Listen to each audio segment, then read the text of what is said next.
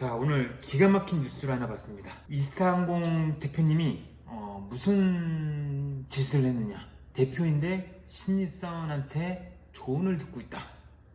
이런 이슈입니다. 그래서 거꾸로 멘토링이라고 하는 것들을 6개월 동안 하고 있다고 합니다. 신입사원한테 대표가 멘토링을 6개월 넘게 받고 있다고 합니다.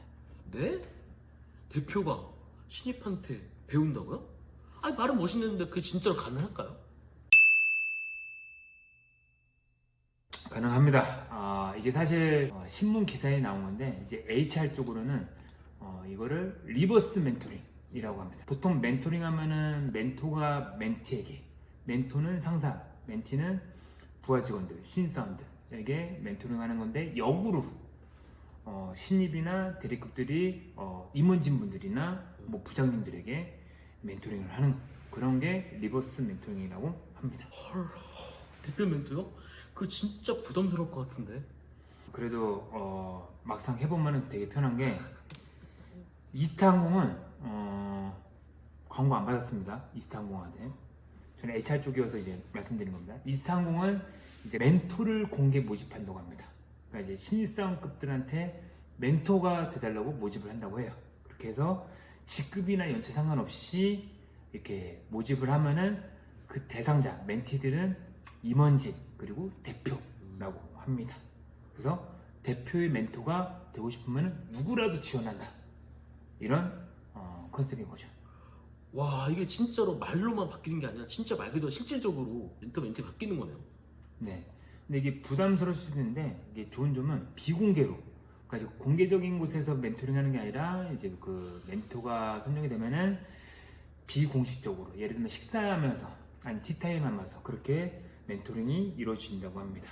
그래서 어떤 성과가 있었느냐, 무슬림 승객을 위한 기도 방향 안내 이런 것들이나 아니면은 사무직이나 정비직까지 전 직군 CPR 교육 확대. 왜냐하면 이제 그 승무원들뿐만 아니라 이제 긴급 상황들이 어디서 누군가한테 어떤 담당자한테 일어날지 모르기 때문에 이 CPR을 전 직군에게 확대하는 것들, 이런 것들이 아이디어가 실제 실행이 됐다고 하는 겁니다. 전 직원 상대로 이루어지는 거기 때문에 효과가 엄청 나겠네요. 맞습니다. 이런 것들이 이제 그 필요한 이유는 경영진들, 대표들은 이 리버스 멘토링을 안 하게 되면은 본인의 시야 안에서만 개선이나 리모델링을 할 때 제한이 있습니다.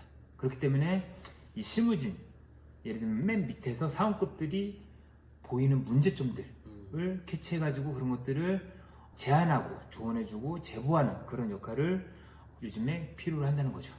뭐 누구나 다 공감하시겠지만 저도 회사 다닐 때 그런 부분을 많이 느꼈어요. 아, 왜 그런 말을 못하지? 아, 나 저 정말 하고 싶은데. 그건 좀 이상하잖아? 그런 말들 참 하기가 어려웠을 텐데 이 멘토링이 참 많은 도움이 될 것 같아요. 맞습니다. 이게 결국에는 이제 그 세대 간 대화를 통해서 이제 신입사원들의 퇴사를 막기 위해서도 이런 멘토링이 진행되고 있는데, 윗세대는 충성적이고 연공서열적이고, 그리고 MZ세대 분들은 성장 그리고 일에 대한 의미, 워라밸을 추구하고 있기 때문에 이 니즈들을 서로 만족시키기 위해서 리버스 멘토링을 도입한다는 겁니다. 그래서 회사 다닐 때 여러분들 그런 생각 해보셨잖아요. 이런 것들 제안하고 싶은데 내 짬밥에 될까? 안 되겠지? 그래서 이런 것들을 공식적인 루트를 만든 게 리버스 멘토링이라고 합니다. 그래서 이 리버스 멘토링은 리더가, 임원진들이 배우는 자세가 중요하다고 합니다. 리더가 배우는 자세, 아주 큰 효과가 있겠네요. 맞습니다. 근데 이제 제가 직접 리버스 멘토링을 여러 기업들한테 도입해 본 결과 GPT가 알려주지 않는 노하우들을 알려드리겠습니다. 일단 멘토들은 두 가지 조건으로 뽑아야 됩니다. 첫 번째로는 뭐 친화력이라든지 거부감이 없는 그런 멘토들을 뽑아야 되는 거고, 그러니까 이제 억지로 시키면은 낯가림이 심한 멘토들을, 신입사원들 뽑으면은 더 부담을 느껴서 빨리 퇴사해버립니다. 그래서 말하기 좋아하는 역동적인 열정이 넘치는 그런 멘토 그룹들을 선정해야 됩니다. 맞아요. 생각해보니까 윗사람이 시키는 것만 하는 입장이 되면은 효과적인 멘토링이 안 될 것 같아요. 맞습니다. 그 두 번째로는 1대1 멘토링 하면은 멘토, 이 신입사원이나 직원들이 부담스러워 할 수도 있기 때문에 멘토 2명, 그리고 멘티는 이제 그 임원진이나 대표잖아요. 멘티 1명과 멘토 1명, 사원과 대표 혹은 사원과 임원진, 부담스러울 수도 있기 때문에 멘토 2명하고 뭐 3명해도 되는 겁니다. 멘토 2-3명 그리고 멘티 1명 하면 좀 더 편안하게 여러 가지 이야기들이 많이 나올 수 있다는 겁니다. 그러면서도 부담감까지 덜어주는 효과를 또 극대화시킬 수 있겠네요. 맞습니다. 그리고 멘티들에게도 중요한 게 있는데, 이 임원진들이나 멘토분들은 중요한 거 수용성이 있어야 됩니다.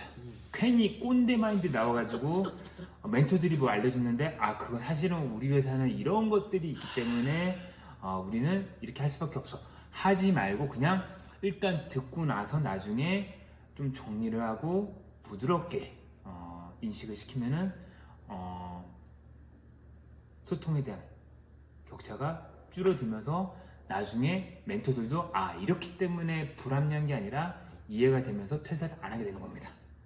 그리고 두 번째로는 시간을 충분히 대비를 해야 됩니다.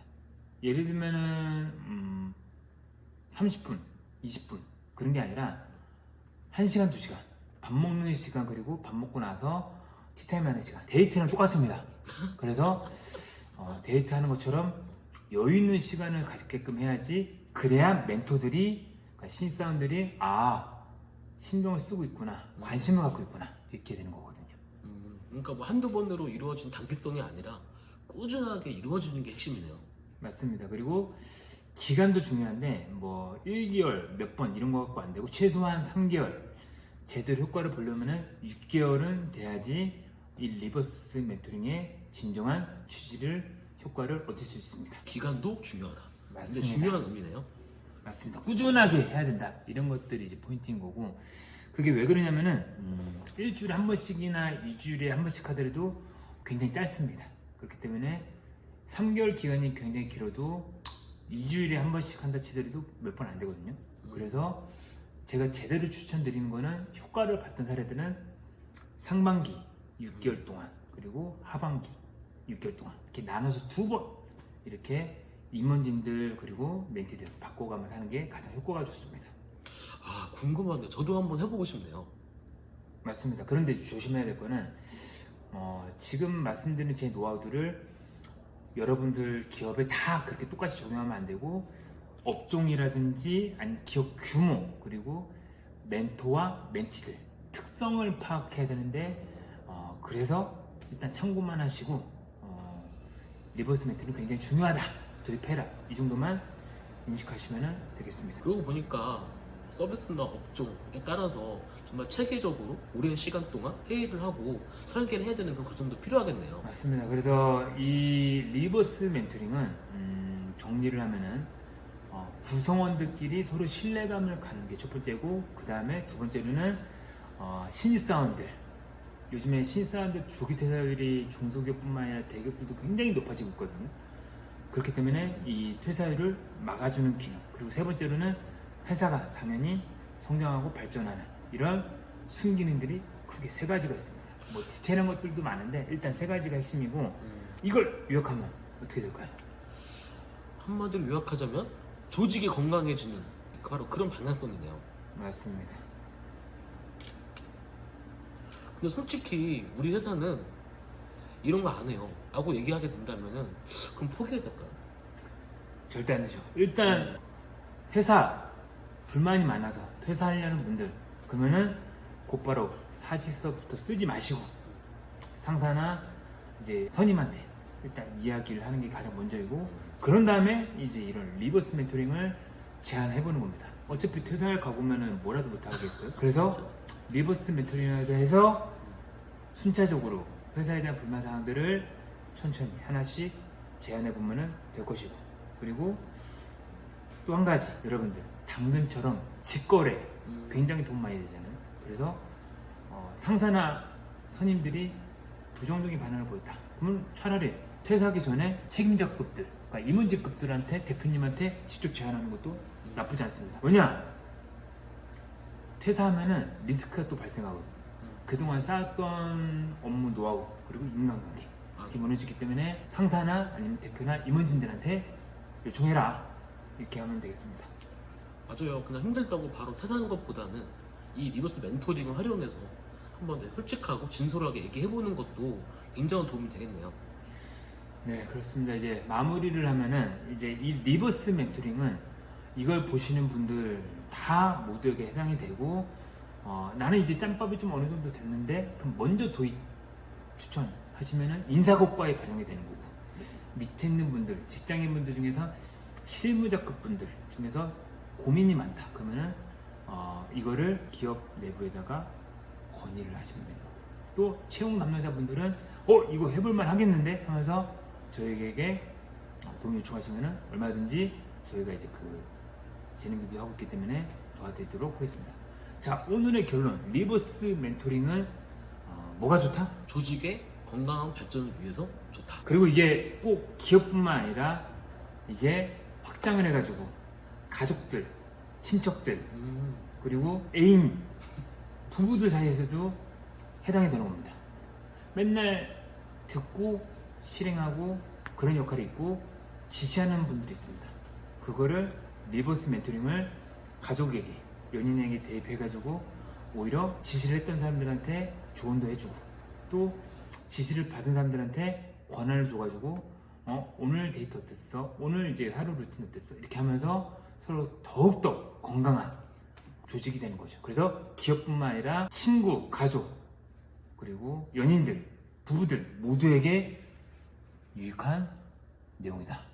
그래서 대한민국이 발전해야 된다. 이 말씀을 드리고 마치도록 하겠습니다.